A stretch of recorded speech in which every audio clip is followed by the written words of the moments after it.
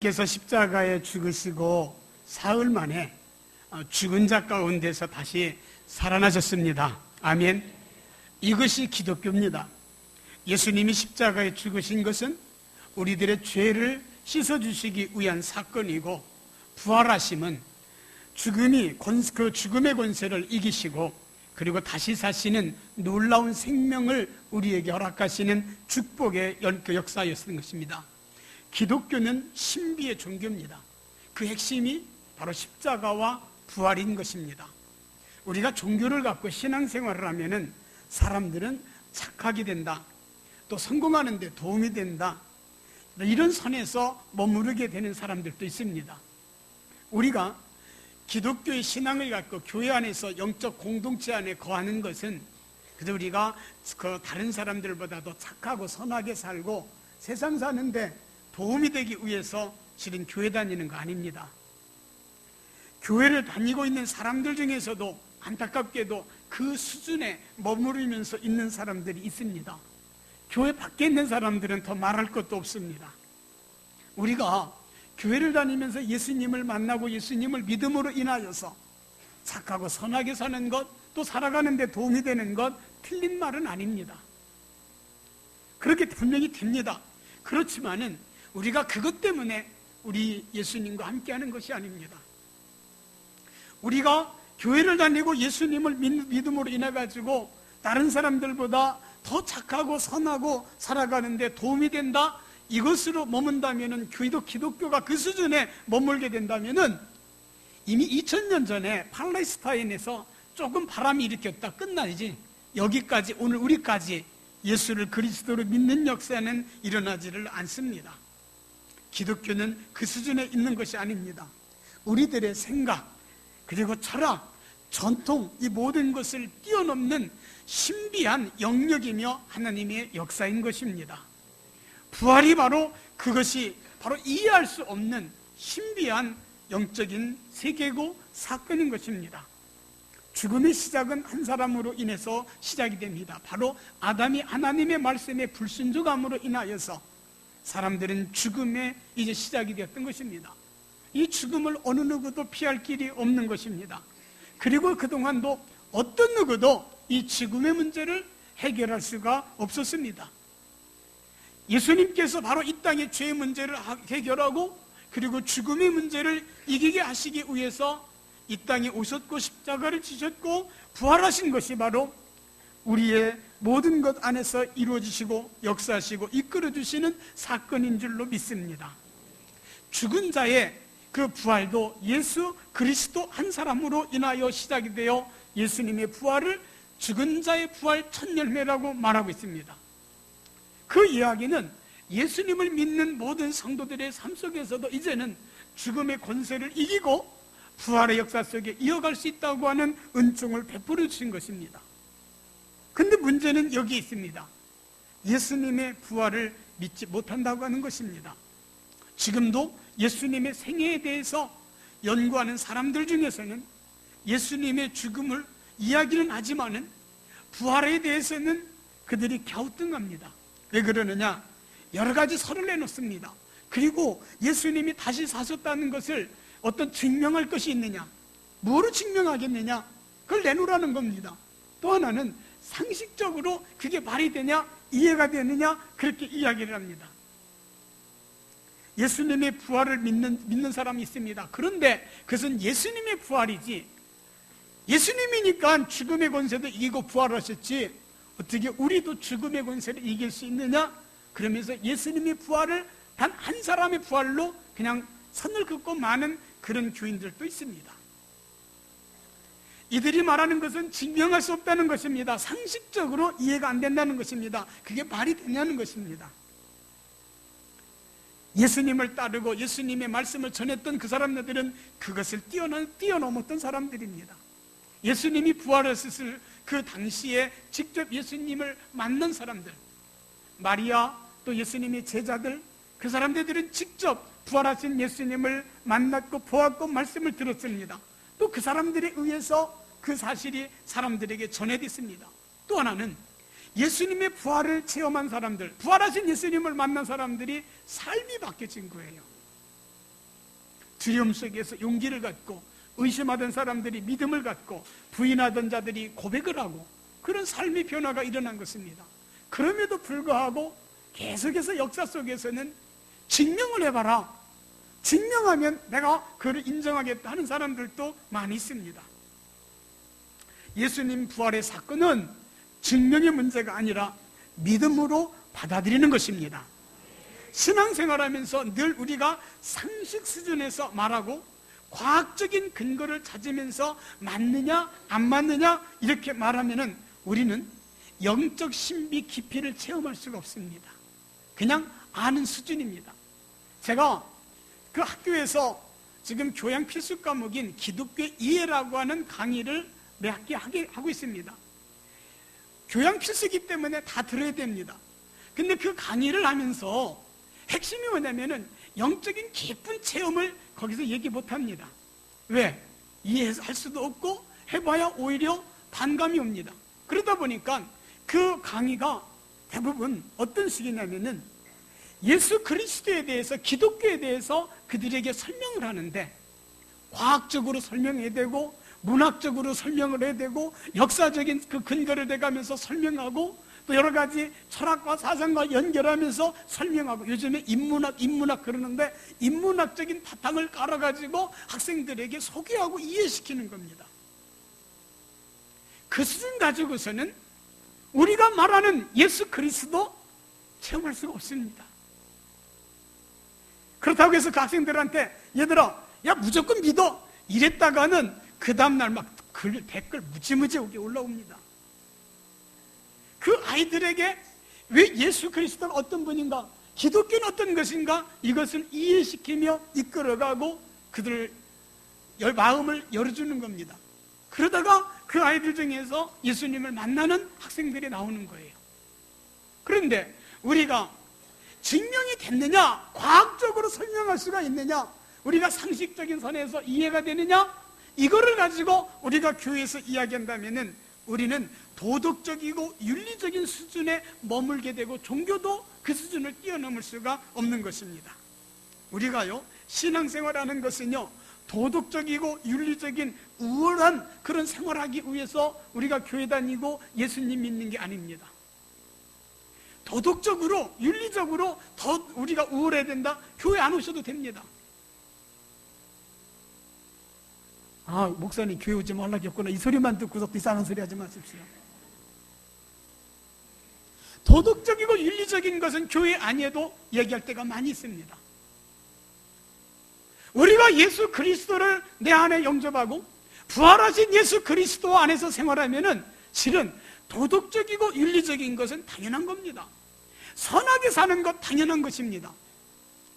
우리가 예수 그리스도 안에 살면서 부활하신 주님이 나를 사로잡고 부활하신 예수님을 믿고 따르는 우리 성도들이 만약에 안 믿는 사람들보다도 더 엉터리로 살고 죄악 가운데 살고 도덕이고 윤리고 완전 빵점이라면은 그건 예수 잘못 믿은 겁니다. 우리가 영적인 깊이가 있으면 있을수록 우리는 다 자연스럽게 예수 그리스도를 닮아가는 성도들이라면은 사람들이 공감할 수 있는, 아, 저 사람은 예수 믿는 사람이구나, 이것이 드러나야 되는 겁니다. 그것이 우리들의 삶 속에서 도덕과 윤리적인 삶 속에서 나타납니다. 그런데 우리가 그 수준에서 머물면서 우리가 더 이상 그부터 더 깊이 못 들어간다면은 우리는 기독교 신앙을 말할 수가 없는 겁니다. 기독교 신앙은요, 그 영적인 세계고 더 깊이 속에서 우리는 신비한 것을 체험하기 때문에 상식, 그리고 어떤 우리가 알고 있는 기본적인 것, 다 뛰어넘는 거예요. 김대두라고 하는 시대의 살인마가 있었습니다. 1975년도에 그가 17명의 사람 연쇄 살인을 했습니다. 그 사람은 인간이기를 거부한 사람입니다. 그가 교도소에 있을 때도 교도관들이 어떻게 저런 인간이 있을 수가 있냐, 상대도 안 했습니다. 같이 깜빵 안에 있는 사람들조차도 그 사람을 상대를 못할 정도로 무서운 사람이었습니다. 어떻게 사람이 저럴 수가 있을까? 그런데 그 사람에게 김혜원 권사라고 하는 분이 찾아와서 복음을 전하기 시작을 했습니다. 다들 말렸습니다. 다른 사람한테 하라고. 저 사람은 해도 안 된다고. 전 인간도 아니라고. 그런데 복음을 전했습니다. 부활하신 예수님을 전했습니다. 놀라운 기적이 일어납니다. 그 사람이 예수님을 영접했고, 그리고 회개했고, 그리고 눈물로 그가 참회를 했고, 그리고 하나님 품으로 돌아가는 겁니다. 아니, 저건 인간도 아닙니다. 저 사람은 상대할 필요도 없습니다 라고 다 포기한 그 사람을 복음을 증거함으로 인해서 그 역사가 일어나는 것, 이거는 상식도 아니고 어떤 사상도 아니고 철학도 아닌 겁니다. 윤리도 도덕으로도 해결되는 문제가 아닙니다. 그게 바로 영적인 신비인 것입니다. 육신의 질병으로 죽을 수밖에 없었던 히스기야 왕이 더 이상 당신은 살 수가 없습니다 라고 이사야 선지자가 선포를 하고 돌아갔습니다. 이 죽는 겁니다. 더 이상 성전에 올라갈 수도 없습니다. 이젠 죽는 겁니다. 그런데 그가 그 자리에서 하나님께 통곡을 하며 매달려 기도하기 시작을 했습니다. 하나님께서 그를 붙드시고 역사하셔서 15년의 생명을 연장시켜 주시는데, 그냥 그 산소 없게 되면서 연명하는 15년이 아니라 건강하게 그 나라를 치리하며 이끌어갈 수 있는 그런 놀라운 역사를 허락해 주셨던 것입니다. 이것은 상식으로 이해할 수가 없는 일들입니다. 그러다 보니까 우리가 성경 말씀을 창세기에서부터 요한계시록까지 읽다 보면은 상식으로, 우리 어떤 도덕적으로 윤리적인 수준에서, 어떤 그 철학적인 수준에서 읽어보면은 와닿는 게 없습니다. 다 뛰어넘는 신비한 영적인 세계인데, 그 신비한 영적 세계 중에서 가장 오묘한 것이 바로 죽음의 권세를 이기신 부활의 사건인 것입니다. 그렇기 때문에 우리는 성경을 창세기부터 요한계시록 읽을 때까지 증명이 되기 때문에, 확인이 됐기 때문에, 과학적으로 입증이 됐기 때문에 이건 믿고 이건 안 믿고 그게 아니었습니다. 말씀을 통해서 우리에게 전해주셨을 때 우리가 믿음으로 아멘 받아들였을 때 놀라운 역사가 나타났던 것입니다. 예수님께서 부활하셨습니다. 그랬는데 그 첫 번째 부활하시고 제자들을 만났을 때 그 자리에 도마가 없었습니다. 그 부활하신 예수님을 만난 동료들이 너무너무 좋아가지고 도마에게 부활하셨다고, 예수님 부활하셨다고 우리가 만났다고 이야기를 하니까 안 믿는 거예요. 내가 직접 보고 확인하지 않고서는 믿을 수가 없다라는 얘기입니다. 두 번째 예수님이 부활하시고 두 번째로 그 제자들과 있었을 때 그때 도마가 있었습니다.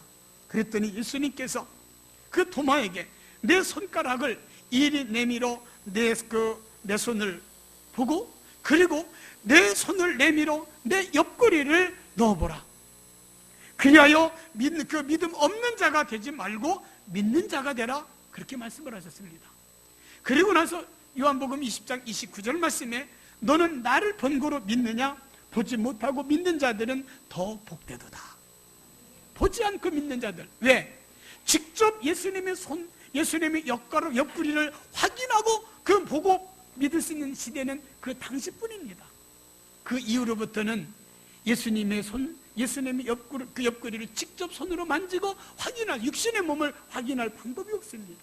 그래서 예수님께서는 이후로 보지 않고 믿는 자는 더 복되다 이렇게 말씀을 하셨던 것입니다. 이스라엘 백성들이 홍해에서 가로막혀 이제 죽게 됩니다. 그런데 하나님께서 그 홍해를 열어주셔서 이스라엘 백성들은 다 건넜고 뒤따라오던 이집트의 군병들은 거기에 수장되고 말았습니다. 이스라엘 백성들이 광야 40년을 그들이 살아가는데 매일같이 만나를 주십니다. 구름 기둥과 불 기둥으로 인도해 주십니다. 그래서 40년이라고 하는 긴 세월을 이스라엘 백성들 200만 명 넘는데 그 광야를 거쳐서 가나안 땅에 들어갑니다. 그러면은 홍해가 건넜던 사건과 광야 40년의 이런 모든 사건들은 이건 상식을 뛰어넘는 일인데 증명할 수 있느냐? 증명할 길은 없습니다. 어디에서 우리가 아느냐? 말씀을 통해서 우리는 아멘하고 받아들이는 것입니다. 마찬가지입니다. 이제 우리는 부활의 역사심을 우리는 어떤 고고학적으로 증명이 됐기 때문에, 과학적으로 증명이 됐기 때문에, 상식적인 수준에서 이해가 되기 때문에 맞아, 예수님 부활하셨대, 이게 아닙니다. 예수님께서 죽은 자 가운데서 다시 사신다고 하시는 말씀을 선포하셨고, 또 죽은 자 가운데서 주님이 부활하셨기 때문에 그 말씀을 통해서 우리는 믿습니다. 지난 2000년 동안 교회 역사가 그렇게 흘러왔었던 것입니다. 오늘 이 말씀은 사도 바울이 고린도 교회 성도들을 향해서 예수 그리스도를 전했습니다. 복음을 전했습니다. 부활을 증거했습니다. 그런데 교인들 중에서 에이, 죽은 사람이 어떻게 다시 살아나? 이러면서 안 받아들이는 거예요. 예수님의 부활을 이야기를 했습니다. 그리고 나서 바울이 말하기를, 내가 예수님의 부활을 직접 체험한 사람이야. 그래서 내가 거듭났고 예수님 핍박하던 사람인데 내가 부활하신 예수님 만나고 나서 나 이렇게 바뀌었어, 이야기를 하는데도요 안 받아들이는 거예요. 그래서 바울은 고린도 교회 성도들을 향해서 너희 중에 어떤 사람들은 어찌하여 죽은 자 가운데서 부활이 없다 하느냐? 만일 죽은 자의 부활이 없으면 그리스도도 다시 살아나지 못하셨다, 이렇게 얘기하는 거예요. 그러면서 부활이 없다면 내가 너희들에게 전한 복음도 헛거다, 그 얘기를 하시는 거예요. 고린도 교회 성도들이 복음은 받아들였는데, 야, 생각해봐라, 어떻게 죽은 사람이 다시 살아나냐? 이게 받아들이질 않았던 거예요.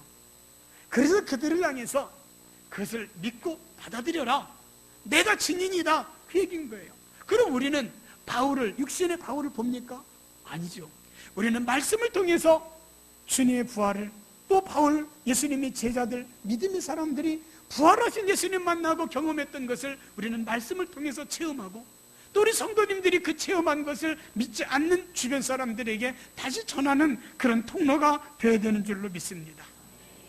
만약에 부활하지 못했다면, 예수님께서 부활하시지 않으셨다면, 그것을 믿고 따르지 못했다면 절대로 그리스도의 복음의 역사는 팔레스타인 땅 벗어나지를 못하고 그냥 한 바람에 흐르고 있다가 그냥 사라져버리고 마는 것입니다.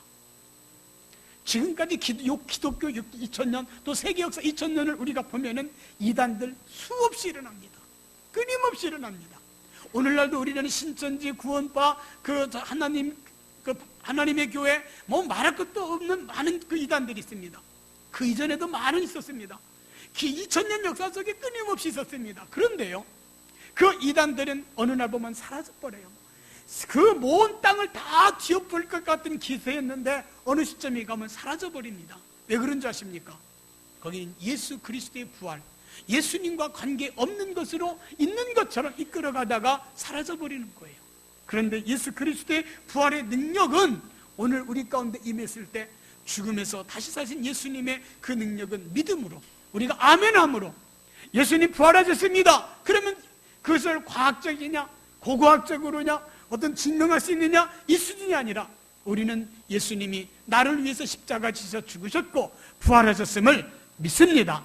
아멘. 이때 하나님의 역사가, 능력이 임하게 될 줄로 믿습니다.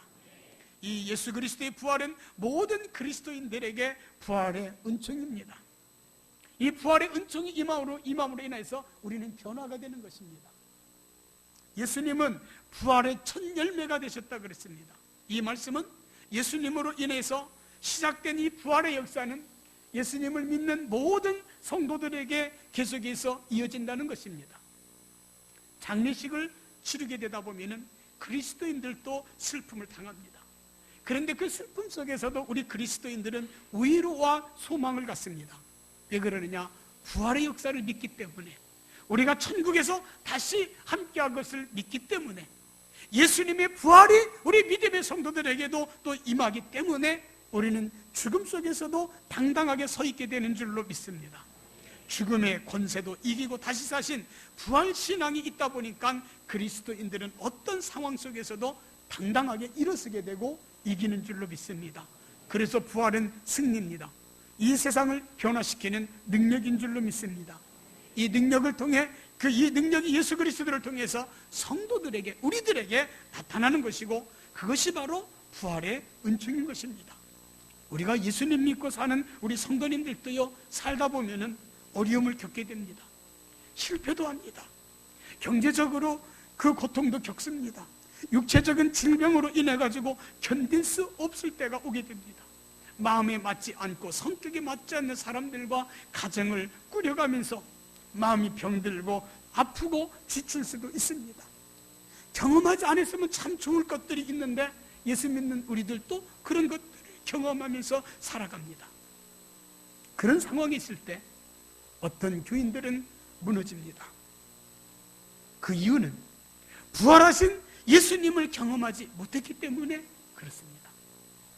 그런데 어떤 이들은 그런 상황 속에서 다시 흔들릴 것 같고 넘어질 것 같고 쓰러질 것 같고 일어날 수 없을 것 같은데 오뚜기처럼 다시 일어나면서 당당하게 이겨나가는 성도들이 있습니다.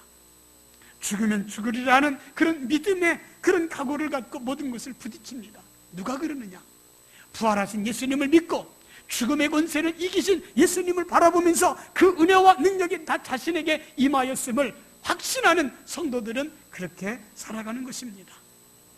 병들어 쓰러졌을 때도 죽음을 이기신 예수 그리스도의 권능이 임하면 나는 일어날 수 있다. 할렐루야!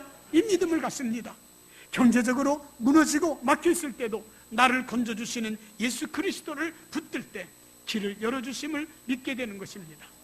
가정의 여러 가지 이유로 인하여서 고비를 겪을 때도 예수님 우리에게 힘주시기를 원합니다. 주님 우리 가정을 치유해 주시기를 원합니다. 주님 우리 가정을 살려주시기를 원합니다. 그러면서 은혜 받으면서 일어나는 거예요. 상처 없는 가정이 왜 없겠습니까? 다 있습니다. 단지 크냐 적으냐의 문제입니다. 그리고 그것을 감당하느냐 못하느냐의 차이입니다. 그런데요, 죽음의 권세를 이기신 부활하신 예수님의 권세, 그 능력이 임한 그리스도인들에게는요, 그 상황이 있을 때 주저앉고 너 때문에 그래, 너 때문에 그래, 누구 때문에 그게 아니고 주님 붙드는 거예요. 거기에서 주님의 놀라운 치유의 역사와 회복의 역사가 임하게 되는 줄로 믿습니다. 그런 역사와 은총은 믿음으로 살아가는 우리 모든 성도들에게 지금도 임하고 계시는 줄로 믿습니다. 사랑하는 성도님들, 어떤 어려움이 있습니까? 견디기 힘들어서 쓰러질 수밖에 없는 그런 상황이 있습니까? 그래도 우리는 주님이 나를 위해서 십자가 지셨고 죽음의 권세를 이기시고 부활하셨음을 믿기 때문에 그 주님으로 인하여서 우리 성도님들도 이겨나가고 승리하게 될 줄로 믿습니다. 죽음의 권세를 물리치신 그리고 다시 사신 예수 그리스도의 사랑과 능력이 사랑하는 우리 성도님들에게 임하시기를 축복합니다. 1885년 4월 5일 130여 년 전에 부활주일 그날에 이 땅에 그리스도의 사랑을 가슴에 품고 아펜셀러 목사 부부와 언더우드 목사가 제물포 항에 발을 딛게 됩니다. 이 땅에 들어온 선교사들은 그들은 생명을 걸고 복음의 씨앗을 뿌리기 시작을 했습니다. 삼국시대 때, 통일신라 시대 때 고려시대를 이어가면서 이 땅은 불교의 문화로 자리를 잡았습니다. 오랜 세월 동안 이 땅은 불교의 그 흐름 속에서 갔습니다. 그러다가 조선 500년 역사 속에서는 유교의 문화가 자리를 잡았습니다. 그래서 불교와 유교로 인하여서 이 땅이 다 굳어져 있었기 때문에 거기에 기독교의 복음 씨를 뿌린다고 하는 것은 쉬운 일이 아닌 겁니다. 그 당시에 1885년 그 당시에 선교사들이 한 사람 한 사람 들어오기 시작하는 그때는 이 땅에서는 무너지는 시기였습니다. 조선이 부정부패 그리고 매관매직 학정 그리고 수많은 그 절망과 좌절 속에 살 수밖에 없는 어둠의 시대였습니다. 열강들은 앞다투어 이 땅에 들어와가지고 자기들의 이권을 얻어가고 뺏어가기에 정신이 없었고 백성들은 소망이 없는 그 어둠 속에 살고 있었습니다. 자연 이런 상황에서 정말 힘든 상황 속에서 복음의 씨가 뿌려졌을 때 뿌리를 내려지고 열매를 맺을 수 있을까? 그런 질문이 나올 수밖에 없는 겁니다. 그런데 부활의 능력이 죽음에서까지도 이기게 하셨던 그 능력이 그 선교사들을 통해서 그들의 사랑을 통해서 복음의 그 씨가 뿌려지는데 놀라운 일들이 일어나기 시작을 했던 겁니다. 그래서 이 땅이 복음의 꽃을 피우게 됐고 열매를 맺게 되어서 영적으로도 살게 되었고 그리고 이 나라가 더 소망 속에 새로운 빛을 발하면서 빠른 속도로 일어날 수가 있었던 것입니다. 그 축복으로 우리나라는 전 세계에 선교사를 가장 많이 보내는 나라의 두 번째 나라로 우뚝 설 수가 있었던 것입니다. 조금 전에 우리 김 장로님 기도할 때 이제 한국교회가 머물러 있는 그런 기도를 했는데 맞습니다. 머물러 있고, 그리고 장례를 우리가 조명해 보면은 우리 한국교회는 밝음이 아니라 흐림입니다. 그렇지만은 부활의 능력, 부활의 은총, 부활의 권세가 이 땅에 임하고 우리 성도들에게 임한다면은 또다시 새로운 역사가 임하여서 교회가 회복될 것이고 이 땅이 회복되고 나갈 줄로 믿습니다. 새봄이 되면은 겨우내 얼어 있었던 땅들이 녹아지고 그 속에서 새싹들이 일어납니다. 나무들은 새로운 잎들을 드러냅니다. 저는 이 때를 참 좋아합니다. 왜냐하면은 그렇게 어쩌면 새순들이 아름답고요, 그리고 그 나무들이 나오는 색깔들이 얼마나 예쁜지요. 우리 교회 마당이 넓지는 않습니다. 그 화분들을 보면서 거기서 나오는 새순만 봐도 막 행복할 때가 있습니다. 겨우내 얼었던 그 속에서 그 모든 것들을 이겨나가며, 아무리 추웠던 겨울일지라도 봄이 되면은 아름다운 봄의 그 옷으로 단장하며 그리고 기쁨을 줄 수 있는데, 우리 부활하신 예수 그리스도의 능력이 임하면은 우리 어떤 삶 속에서도 그 겨울을 이기며 새봄을 주시는 그 모습처럼 부활의 능력과 축복으로 인하여서 우리의 삶 속에서 아름다운 영적인 꽃이 피게 될 것이고 삶의 변화가 일어나게 될 줄로 믿습니다. 나 한 사람 한 사람이 그렇게 변화될 때 우리 가정이 변화가 되고 우리 교회가 온전히 서 있게 되고 이 땅에 새로운 변화의 역사가 임하게 될 줄로 믿습니다. 부활의 은총이 임함으로 인하여서 우리 성도님들은 미움이 사랑으로, 증오가 섬김으로, 가난과 저주가 축복과 부유함으로, 억압당함이 자유함으로, 약하고 병듦이 치유와 강건함으로, 죽음이 영생함으로 바뀌어지는 역사, 변화되는 역사, 그리고 더욱 밝혀지는 역사가 부활의 아침을 맞이해서 주님을 바라보는 우리 성도님들에게 임하셔서 우리 성도님들의 삶이 언제나 부활하신 예수 그리스도의 능력으로 승리하며 감사하며 든든히 설 수 있기를 예수님의 이름으로 축복합니다. 기도하시겠습니다.